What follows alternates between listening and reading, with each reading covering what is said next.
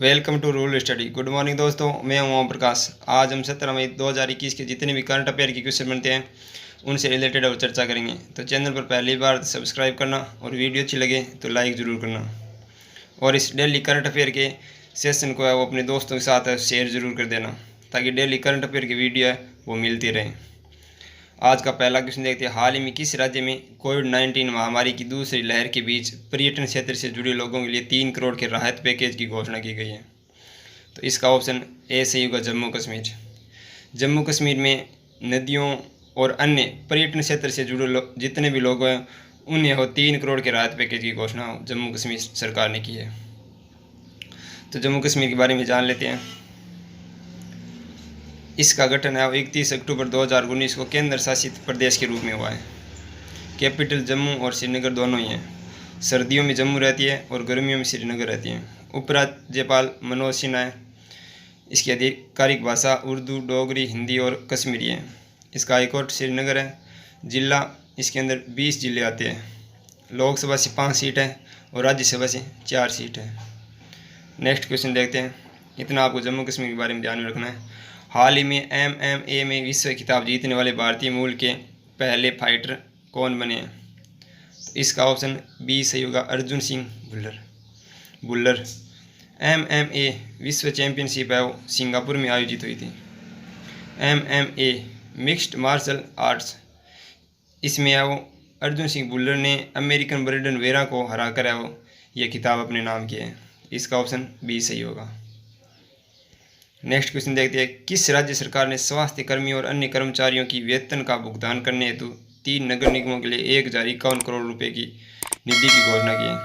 तो इसका option C सही होगा, दिल्ली।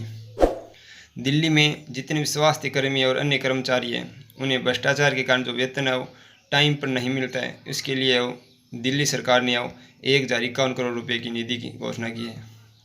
तो इसका ऑप्शन सी सही होगा, दिल्ली। दिल्ली के बारे में जान लेते हैं। दिल्ली के CM अरविंद केजरीवाल हैं। उपराज्यपाल अनिल बैजल हैं और राजभाषा हिंदी है। दिल्ली के स्थापत्य कला में कुतुब मीनार दिल्ली में आता है। हुमायूं का मकबरा दिल्ली में आता है। इतना आपको दिल्ली के बारे में ध्यान में रखना है। नेक्स्ट क्वेश्चन देखते हैं। हाल ही में किसने वह इटली पुरस्कार जीता है जिसे ग्रीन ऑस्कर पुरस्कार भी कहा जाता है? तो इसका ऑप्शन ए सही होगा, नुक्लू फोम। नुक्लू फोम है वो नागालैंड के एक चर्च कार्यकर्ता है जिन्हें यह पुरस्कार से सम्मानित किया गया है। तो इसका ऑप्शन ए सही होगा। नेक्स्ट क्वेश्चन देखते हैं। हाल ही में किसने श्रीलंका को कोविड-19 के टीकाकरण अभियान के लिए 80.5 मिलियन USD देने की घोषणा की है? 80.5 मिलियन $। तो इसका ऑप्शन बी सही होगा, विश्व बैंक। विश्व बैंक ने वो श्रीलंका को कोविड-19 की दूसरी लहर से लड़ने के लिए और टीकाकरण अभियान के लिए 80.5 मिलियन USD देने की घोषणा की है। तो इसका ऑप्शन बी सही होगा, विश्व बैंक। विश्व बैंक के बारे में जान लेते हैं। इसकी स्थापना 1944 में हुई थी। मुख्यालय वाशिंगटन DC है। सदस्य देश 190 है। इसके हेड है डेविड मालपास है। तो इतना आपको विश्व बैंक के बारे में ध्यान में रखना है। हाल ही में किन्हें बसव श्री पुरस्कार 2019 और 2020 से सम्मानित किया है? तो बसव श्री पुरस्कार, इसका ऑप्शन ए और बी दोनों सही है। तो इसका मतलब इस क्वेश्चन का आंसर जवाब है वो सी होगा। राजीव तारानाथ, डॉक्टर के कस्तूरी रंजन।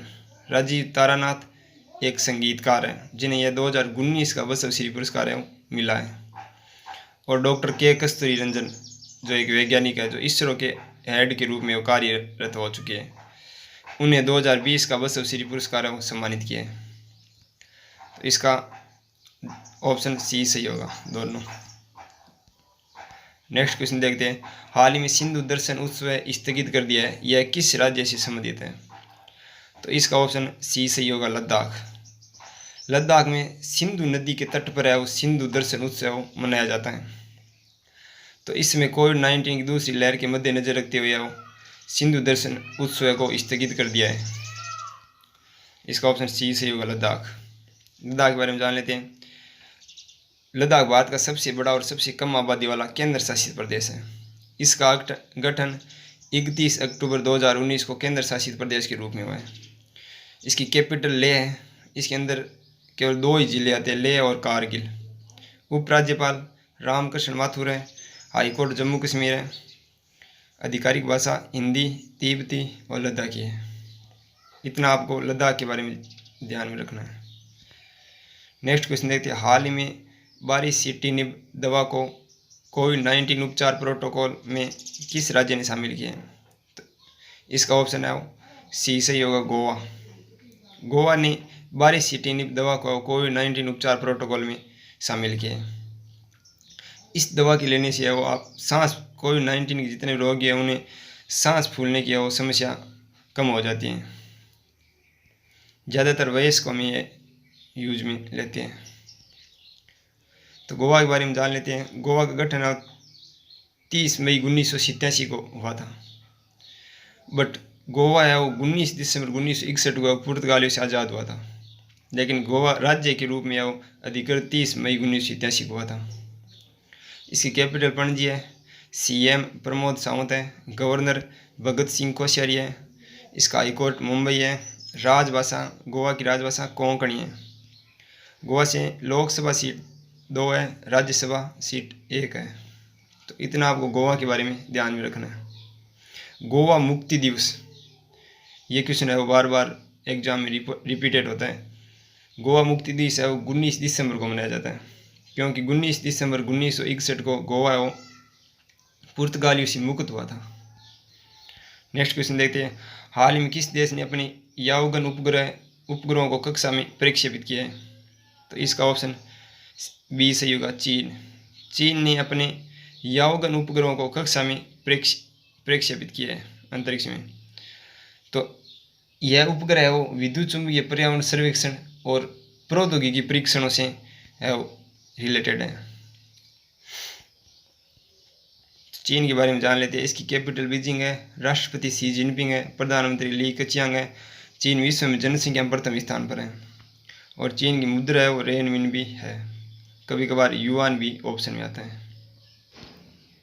नेक्स्ट क्वेश्चन देखते हैं, हाल ही में आयुष विभाग ने वेद आपके द्वार योजना का शुभारंभ किया है। इसके तहत किन विषयों का लाभ उठाया जा सकता है? तो इसके अंतर्गत आयुष, आयुर्वेद, होम्योपैथी, इनमें सभी। तो इसका ऑप्शन डी सही होगा, इनमें सभी। आयुष विभाग ने वेद आपके द्वार एक योजना का शुभारंभ किया है। इसके अंतर्गत है वो आयुष डॉक्टर है, उनसे आप है वो वीडियो कॉलिंग के जरिए वो परामर्श ले सकते हैं। तो इसके अंदर आयुष, आयुर्वेद और होम्योपैथी सभी प्रकार के डॉक्टर हैं वो किसी भी प्रकार से इनसे रिलेटेड है, किसी प्रकार से आप डॉक्टरों से सलाह ले सकते हैं। नेक्स्ट क्वेश्चन देखते हैं, हाल ही में कौन शेख जायद बुक अवार्ड अरब विश्व नोबेल पुरस्कार विजेता बनी है? शेख जायद बुक अवार्ड, इसे अरब विश्व नोबेल पुरस्कार भी नाम से भी जाना जाता है। इसका ऑप्शन ए सही होगा, डॉक्टर ताहिरा कुतुबुद्दीन। डॉक्टर ताहिरा कुतुबुद्दीन को वो शेख जायद बुक अवार्ड है वो विजेता बनी है। इसे अपनी पुस्तक है अरेबिका ओरेशन की बुक का नाम है, उसके लिए वो यह पुरस्कार है वो मिला है। शिकागो यूनिवर्सिटी की ये प्रोफेसर है doctor Tahira Qutbuddin. Next question देखते हैं, हाल ही में प्रधानमंत्री के पूर्व प्रधान सचिव नृपेंद्र मिश्रा किस देश द्वारा board of the Rising Sun gold and silver star से सम्मानित हुए हैं? इसका ऑप्शन सी सही होगा, जापान। जापान के board of the Rising Sun gold and silver star से सम्मानित हुए कौन? नृपेंद्र मिश्रा, जो प्रधानमंत्री मोदी के पूर्व प्रधान सचिव रह चुके हैं। नृपेंद्र मिश्रा को भारत और जापान के बीच आर्थिक संबंधों को मजबूत करने के लिए है वो यह सम्मान दिया गया है। तो जापान के बारे में जान लेते हैं। जापान की कैपिटल टोक्यो है। सम्राट नारुहितो है। जापान के प्राइम मिनिस्टर योशिहिडे सुगा है और इसकी राष्ट्रभाषा जापानी है और जापान की मुद्रा येन है। इस तरह आज की करंट अफेयर के क्वेश्चन समाप्त हुए। सॉरी, कल का क्वेश्चन मैंने दिया था आपको, फॉर्च्यून मैगजीन की लिस्ट में प्रथम है, तो इसका ऑप्शन बी सही होगा, जेसिंडा आर्डन, जो न्यूजीलैंड की प्रधानमंत्री है, जिन्हें वो फॉर्च्यून मैगजीन की लिस्ट में प्रथम स्थान पर चुना गया है। सेकंड पर है वो mRNA पायोनियर्स है और थर्ड नंबर पर DH सुलेमान है। DH सुलेमान है पेपल के CEO है और भारत से टॉप 10 में आने वाले एकमात्र आधार पूनावाला है जो सीरम इंस्टीट्यूट ऑफ इंडिया के CEO है। सीरम इंस्टीट्यूट ऑफ इंडिया है वो विश्व में सबसे अधिक कोविड-19 वैक्सीन बनाने वाले इंस्टीट्यूट है।